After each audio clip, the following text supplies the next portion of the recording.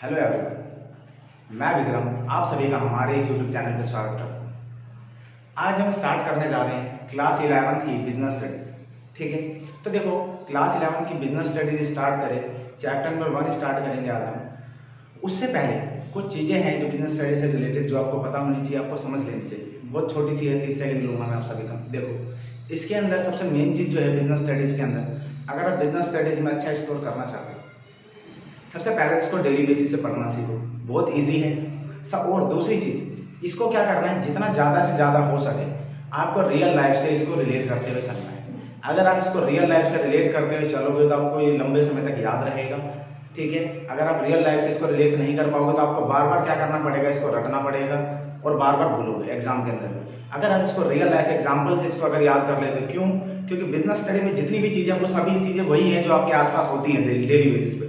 तो आपको मैं यही कोशिश करूंगा एग्जाम्पल के साथ जोड़ूं हर एक चीज़ों को, और आपको भी उसी तरीके से याद रखना है। तो चलो आज का जो टॉपिक है हमारा, उसको हम स्टार्ट करते हैं। चलो फिर शुरू करते हैं। देखो सबसे पहले आपके आसपास कुछ भी, हमारे आसपास इतने सारे एक्टिविटीज़ होती हैं। ठीक है, आप सभी को पता है, हम सभी सुबह से शाम तक पता नहीं कितने सारे एक्टिविटीज़ करते हैं। उठते हैं, ठीक है, सामान लेने जाते हैं दुकान पे, बहुत सारी, स्कूल जाते हैं, ट्यूशन जाते हैं, बहुत सारी चीज़ें होती है, कोई ऑफिस जाता है, कोई जॉब पे जाते हैं, तो सबकी अलग अलग एक्टिविटीज़ है। तो देखो सबसे पहले जो स्टार्टिंग होती है ना बिजनेस की, बिजनेस अभी बाद में आएंगे, बिजनेस पे आने से पहले जो स्टार्टिंग कहाँ से, जड़ से स्टार्ट करते हैं। तो देखो स्टार्ट कहाँ से होता है, एक्टिविटीज़। सबसे पहले क्या होती है, एक्टिविटीज़।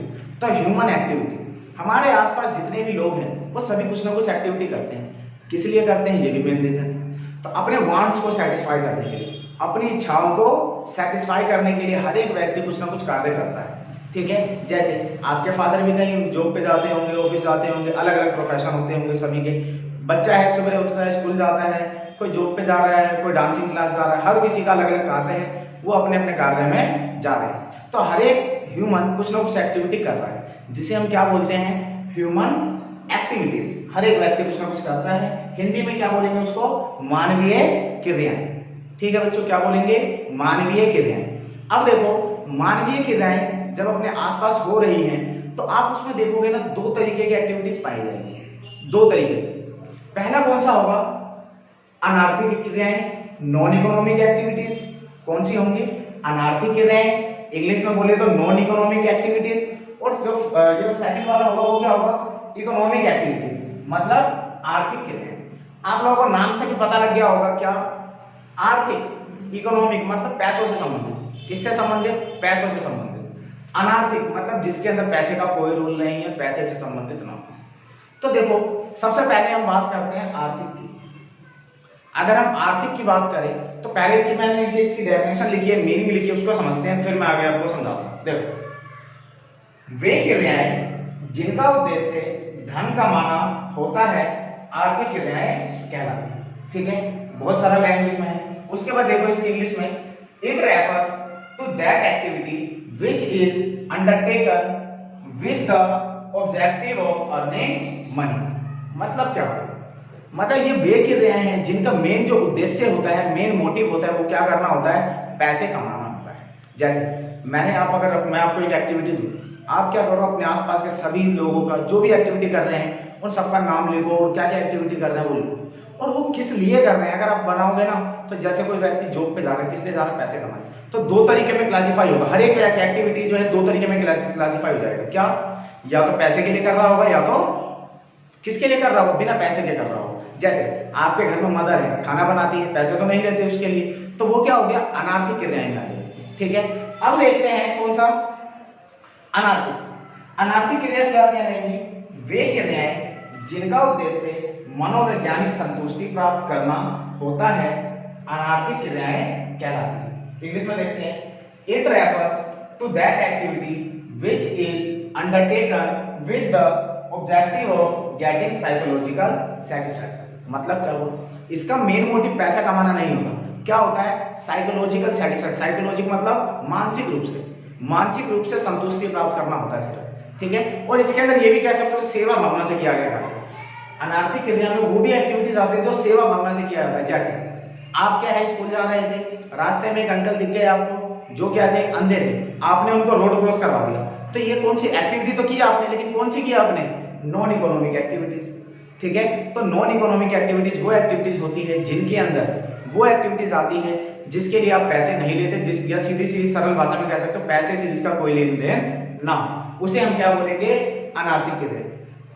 अब देखो आपको समझना है, एक ही एक्टिविटी दोनों चीजें हो सकती है। जैसे अगर मैं बोलूं टीचिंग ही ले लूं, कोई टीचर है, कोई अध्यापक है, वो पढ़ाते हैं, तो आप लोग बोलोगे ये क्या हो जाएगा, आर्थिक हो जाएगा, सही बात है। लेकिन वो अनार्थिक भी हो सकता है। कैसे?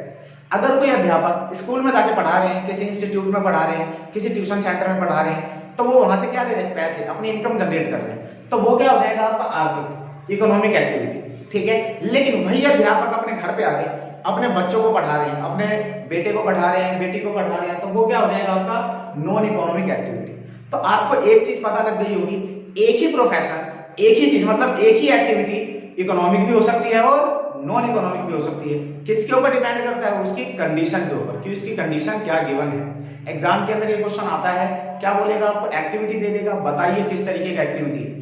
एग्जाम्पल दे देगा, बताइए राम समथिंग समथिंग करके, और आपको बताना होगा कि राम किस तरीके की एक्टिविटी कर रहा था। तो आपको बताना है वो इकोनॉमिक होगा, नॉन इकोनॉमिक होगा, और फिर इकोनॉमिक के जो सब पार्ट्स है वो भी आपको छांटने होंगे, तो एग्जाम के अंदर आता है। तो देखते हैं अनार्थिक क्रिया के अंदर एक बड़ा इंपॉर्टेंट एग्जाम्पल आ रहा था, धर्म प्रचार।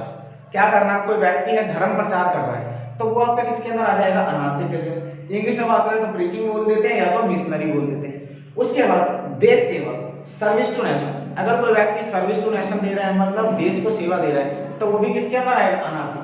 अब आप ये मत सोचना जो फौजी होते हैं वो इसके अंदर आते नहीं, क्यों, क्योंकि उनके बदले उनको सैलरी मिलती है, पैसे मिलते हैं, तो वो इसके अंदर नहीं आएगा। कोई बिना पैसे के लिए अगर कोई काम कर रहा है देश के लिए, कोई एनजीओ चला रहे हैं बिना पैसे के, तो वो आपका अनार्थिक क्रियाएं के अंदर आएंगे। ठीक है, उसके बाद देखो आपके पास यहाँ पे एक व्यवसाय है, पेशा है और रोजगार है। ठीक है, तीन तरीके मैंने आपको भी बताया, एक्टिविटीज हैं आपके आसपास सभी, सुबह से शाम तक जितनी भी एक्टिविटीज चलती है, आप अगर उनको क्लासिफाई करो, सबसे पहला जो क्लासिफिकेशन होगा वो दो तरीके से, क्या, या तो वो पैसे से संबंधित होगा या बिना पैसे। अगर पैसे से संबंधित होगा तो इधर आ जाएंगे, पैसे के बिना वाले काम है तो वो इस तरफ आ जाएंगे। ठीक है, और देखो अगर वो पैसों से संबंधित है ना, तो वो तीन तरीके से फिर डिवाइड हो जाएंगे। अगर वो पैसों से संबंधित है तो या तो वो रोजगार होगा, या तो पेशा होगा, या तो व्यवसाय होगा, या तो बिजनेस होगा, या प्रोफेशन होगा, या एम्प्लॉयमेंट होगा, जिसको कि हम आगे बढ़ेंगे। तो यहां से आपको एक चीज क्लियर कट होगी, क्या, कि आर्थिक क्रिया किसे कहते हैं और अनार्थिक क्रिया किसे कहते हैं। अगर मैं आपको एक एग्जांपल दूं, सपोज करो कोई बच्चा है, ठीक है, अब वो क्या करता है, अपने पापा के क्या करता है, कपड़े प्रेस करके दे रहा है, तो क्या ये इकोनॉमिक एक्टिविटी होगा या नॉन इकोनॉमिक होगा, आपको ये बताना है। तो आप सोच के बता सकते हो, अगर कोई बच्चा अपने घर पे कपड़े प्रेस करके दे रहा है अपने पापा को, तो पैसों के लिए तो नहीं कर रहा, किसके लिए कर रहा है, लव के लिए कर रहा है, ठीक है, भावनाओं में बह के कर रहा है, कह सकते हो, तो वो किसके अंदर आएगा, नॉन इकोनॉमिक एक्टिविटीज के अंदर आएगा। ठीक है, मतलब जिसके अंदर क्या हो, मेन मोटिव पैसा कमाना ना हो, वो क्या कहलाएगा, अनार्थिक क्रिया, और जिसके अंदर पैसा कमाना होगा वो क्या कहलाएगा, आर्थिक क्रिया। नहीं तो आप सीधा सा समझ जाना, जहां पे भी कहीं कुछ भी लिखा होगा आपको लग जाए वहां पे सिंपैथी है, कुछ लव सा दिख रहा है कुछ, तो वो आपका हमेशा अनार्थिक क्रिया के अंदर आएगा।